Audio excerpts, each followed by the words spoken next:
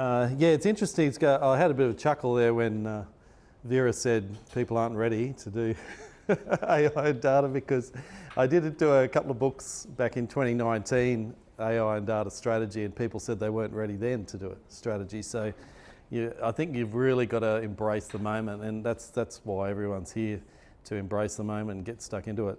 So what I'll be doing today is mainly looking at the strategic aspects, and then that'll flow on hopefully with the strategy that I have to the other three speakers as we go. So we're looking at the strategic architecture, I guess, approach. So what I brought along the two latest books, and the strategic architecture playbook is more about the framework and the structure of how you deliver strategy, architecture and delivery, transformation, and how that works. And because we're architects, we concentrate on the architecture more to update the strategy and then to update the delivery as we go. And then the delivery then can be updating the AI and data strategy as well. So, and I've got a couple of questions and a freebie to hand out at the end. And the strategic architecture for AI and data, released that as well because we wanted to take the framework and then apply it to a domain which in AI and data was pretty relevant to do that. So yeah, a couple of questions at the end, but apart from that, good to get started. Right.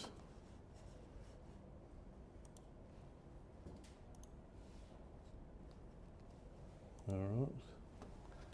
Okay, got it working. So I've got a slide here on Industry 5.0, and I think it's probably useful to bring that up because we're now entering that domain. So if you look at where we've come with the first industrial revolution, with the mechanisation, steam and power through that, the electrification of all the factories and everything in the 1900s. Then I sort of swum into that third industrial revolution as it started with your PCs and your beginning of a lot of mainframe computers and everything else, but no real AI at that stage. But then fourth industrial revolution is where you had the blurring of technologies. You got your virtual reality and everything coming through, and you got your AI. And what's come out from the fourth industrial revolution, that it is more technology focused. Let's get that AI, and it happens when you go to executive meetings. They just want to put initiatives in place. Let's go, and not necessarily thinking about the human side, the human connection and the human-centered approach, and how does that affect people in their jobs. And there's been displacements and everything that have occurred. So really in Industry 5.0, it's meant to be the AI and humans side by side, AI assisting humans, and we're looking at some of the things that we're going to talk about today. Look at how governance can work, how can we make it better trusted, better security, and all those things that we're suddenly starting, okay, AI is really good, but let's not just be technology first, let's also come through with AI, and that's going to come out in the Warren's presentation and Rika's as well. So we are looking at the start of Industry 5.0. There's been a lot of discussions about that, but we're looking at, okay, what's next and how can AI help us to achieve, and bring it back to looking at some of the strategic outcomes that could occur from that. So we've started, there's been a lot of hype and everything, a lot of assisted AI, people using generative AI for the first time. Then there's a lot of people doing isolated AI agents across their systems. And then you've got agentic AI, which is really sort of starting to bring it together. But when you look at Industry 5.0 and a proper AI and data strategy, you're really trying to marry that up with your corporate strategy, with your business strategy, and lining all those things up. So you're taking it really from agentic to AI to really an AI and data platform that can do all of what you need with the humans in mind. So, okay.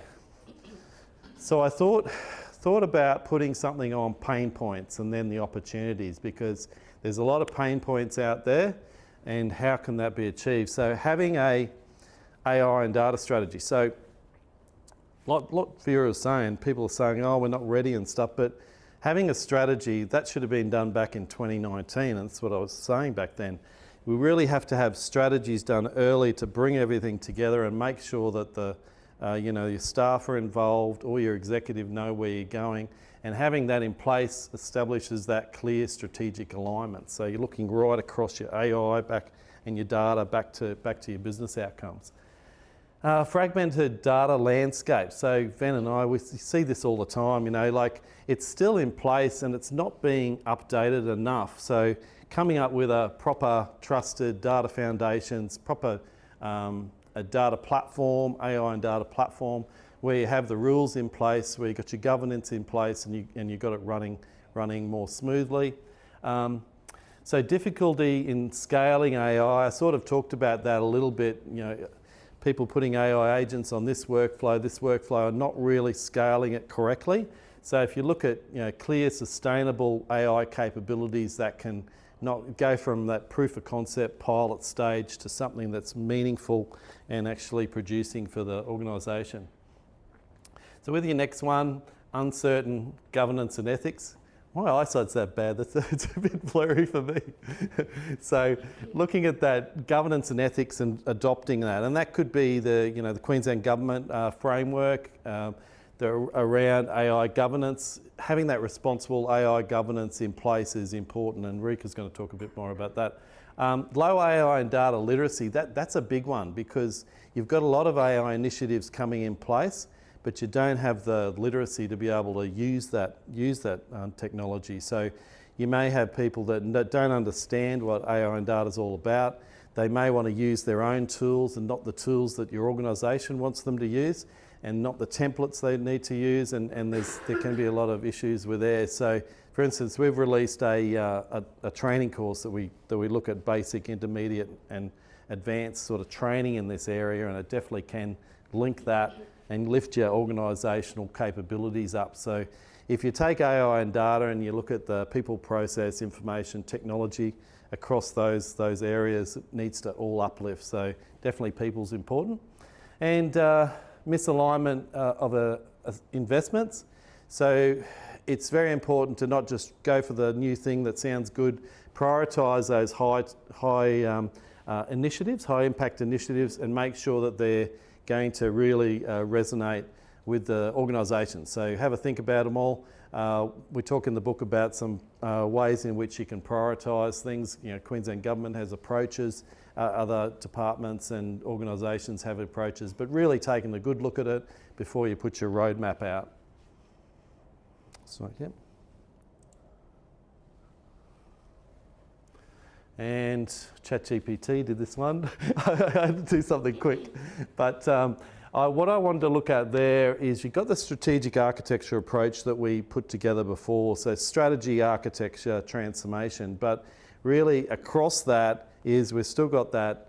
You need to have a good strategy in place with things like your vision and purpose, your objectives, your priorities, opportunities, and then delivering to a roadmap with your delivery phases, your capability uplift, and having that, what Andrew talks about, line of sight, which you can see from the strategy right through the delivery, and bringing that up a level. Sometimes with the executives, you might be able to bring that up a level and show them what all of those components look like. And that's what you can do with that strategic architecture approach. And I've got some high-level principles there as well, outcome-focused, human-centred is always important, governed, secure in design, and composability. So those types of principles are important, and they need to align to your strategies that you've got. So really with your AI and data maturity journey, you need to assess where you are on that scale, I suppose, as an organisation. You need to assess, are you that level 0, or are you towards that level 3, level 4? And you might not want to be able to go to the level 4 straight away, and you may need to do the steps. So if you look at some of those things, that obviously that's more detailed normally, but if you look at all of those levels, you can go across your people, process, information, technology, and analyse where you are on the board, and then look at what are the steps you need to take to move from 0 through to that 4 level, and integrating your data, working with the AI with workflows might be where you are now, but you might want to try to move to a high level.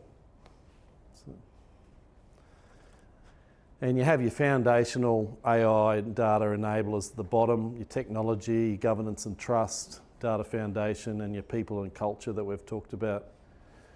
I've got on the right-hand side there the measures. So you always want to be looking at how can you bring this back to how does it affect the organisation, how does it improve what you're doing in your organisation. So it could be better and faster decisions, so that could be quite easy to achieve, or it could be quite detailed. Improved operational performance, so you may be doing predictive analytics on assets, you might be doing other ways of doing that. Trust and transparency, that's going to pop up quite a lot, and there's a lot of research that there's going to be some issues with a lot of the AI tools that have been put into place coming over the next 6 to 12 months, and that sustainable long-term impact. So things that we put in today, can we make sure that that's going to have a sustainable long-term impact, not just going to be something that's employed straight away and not go anywhere. So I haven't really got case studies in this, but what I wanted to talk about is the way we produce strategies now. We're semi-using some of the AI capabilities by ensuring that at the back end, the strategies are using automation, ways of doing things, and good graphics and everything. But we still make sure that the conversations that we have with stakeholders and key stakeholders is face-to-face, or Teams if you have to, but making sure that that's key part of your activities when you're developing a strategy. So you can automate things in how you deliver the questions and everything else, but making sure that we're talking to the stakeholders and getting them all in a room and getting that discussion had at the start. Using things like Mentimeter or other tools can be quite useful. Miro, those types of tools are handy. But when you're face to face, it's always good to have those conversations as well to be able to do that. AI can synthesize and analyze all the information that you've got, use the recordings and everything that you do. And Canva's still very, very good at producing some really quality material at the end. So, yeah. Now, I've just got steps to do a strategy. Now, strategy steps are familiar with your organisation and what they want to do. But if I highlight the key things at the start, is really where you want to envision and do that visioning workshops, and they can be done definitely with some executives. Aligning to the business. So the first two, the visioning and aligning to all your strategies, all your business, make sure you've got all of that there is important. And I'm always amazed how much you can find out about what companies or organisations need around AI and data strategy from even your corporate strategies and your business strategies. There's a lot of information in there that you can connect. And once you do that, when you're with a business audience, it makes it so much easier to talk AI and data. Now, talk to the finance people, the human resource people, all the different areas. It's very, very easy if you start with the basics of aligning to your strategies. Once you've done that, look at the strategic outcomes, and you can have some focus areas and what are those outcomes that you want to achieve. Principles and directions, always good to have principles. Principles definitely help, in particularly when you're looking at some platform decisions, investment decisions, what to do with new solutions. You might want to do this solution, but you've already got three or four that already do that. Or it might be a solution that impedes on what humans do in that area. So if you've got direct principles and direction, it really helps. Assess your current capability, like what I had before.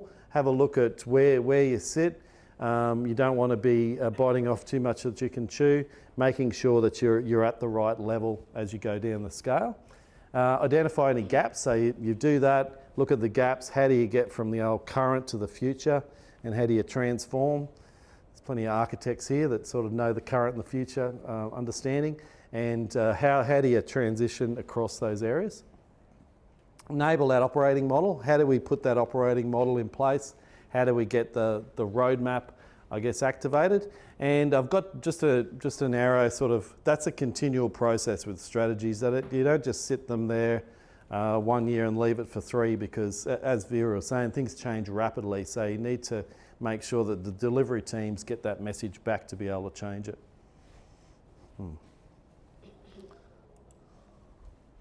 Okay, so this one I had a look at what Rika's talking about, what Warren's talking about, and what Siva's talking about. So what I thought here is just to look at some 3 pillars that a normal strategy would have your pillars right across what you need to do with AI and data strategy, but what I wanted to do was align it to the next speakers. So in doing that, really Rika's going to be talking about that governance that builds trust. Hopefully, that sounds good, yeah. And Warren's going to be talking about that intelligence driving value. So I've got in there things like, Warren, like AI-enabled workforce, intelligent operations, human-centered intelligence, those types of things, enabling AI agents and digital co-workings. So essentially, you can map out your different pillars, each column based on what you're trying to attack with your strategy. Now, it doesn't need to be like 50 columns or whatever. It's more likely to be 5 or 6. Things like, a couple of things to point out, corporate values. It's always good to align back to your corporate values. How does this improve things from a corporate level? Things like benefits. So with the benefits, try to come up with something that's measurable, that's achievable, but also measurable, so that you can tick that off, particularly in your transformation programs. Have a look at the activities and initiatives. There could be 1, there could be 5, whatever it is. With the principles, as I was talking about before, having a line in the sand, be able to compare things. Strategic outcomes, looking at the future, how can we align back to your strategy? And your focus areas, those that are in particular focus for the strategy that you've got. The vision there is just a generic one, so human-centered enterprise where AI and data turn insight into action responsibly, intelligently, and at scale. So that might not align to you guys, but hopefully it does. Yeah. Okay, just got another slide here, just looking at, okay, where we are today, I guess the shift that we need to do, and then where do we need to go in the future. So today, AI is now structural. Now, what I've noticed is hasn't been the amount of effort that should be there for the human-centered AI. It's very much technology focused, very much around the operational performance, but things are changing. So embedding that across your industries, it's core to the economic growth, and particularly like in the share market as well. Things that are where companies have got AI attached to their operations are going far better than other organisations. So the shift in Industry 5.0 is more to human-centred and trusted systems. AI enhancing the capability, but not necessarily replacing what the humans do, and accountability and governance by design. So really getting that governance in place, because I think we've been a bit lagging with putting proper governance in place. Future is that enterprise AI capability, so right across your enterprise, you'll see a lot more enterprise AI initiatives. Strategy aligning to your outcomes, architecture enabling you to scale and control. So your architecture will enable you to have architecture patterns where you can go from single initiatives and roll that right out across the organisation to many other initiatives. And transformation, delivering that measurable value that you need to get, which comes back to your value proposition of the AI and data that you're putting in place. And as you're going, that's the more transformation that'll happen. There'll be a greater level of acceptance of AI and data by people in the organisation, and it'll really take hold. Okay. So, I don't know whether you want a book, but if you want to answer this question, what are the 3 key elements that the strategic architecture approach connects to ensure strategy is successfully delivered? So I sort of gave it away a couple of times. over here. Yeah, yeah. So obviously vision, the objectives, the roadmap at the end, obviously, and then we need to understand target state, current state, gap analysis, and come up with the roadmap that connects the gap, the current state to the future state. Yeah, that's not bad. What have you got? Oh, pretty much the same. You asked for 3, so I would have gone with the vision, the tie back to the organisational strategy, and the delivery. Okay, that's pretty close. Any other? Yep. Yeah, strategy, architecture, transformation. That's it. Yes. What's your name? Scott. Okay. All right. Cool bananas. Thank you, sir. But they were good answers. They're good answers. Okay. In Industry 5.0, so we talked a lot about Industry 5.0 as we went. What is the key shift in how organisations should approach AI and data? Anyone from here? Yep. Human-centric? Yep. Anyone else? That's good enough for me. All right. Thank you. There you go. All right. Now, just got one last slide. Should come up. All right, so I've started up a strategic architecture community. I don't know whether anyone here is in that. I think you are, yep, Van. Yeah, so it is free to join. You can just jump on there. So we've got over 500 people in there now. We've got templates up there and a few other things. We do have courses in there that you can have as well, but there's also introductions to the courses. So these slides, I don't know where Vera went, but these slides will be available. So we've got all your emails, so we can just send them out. That's it. Thanks so much. Thank you.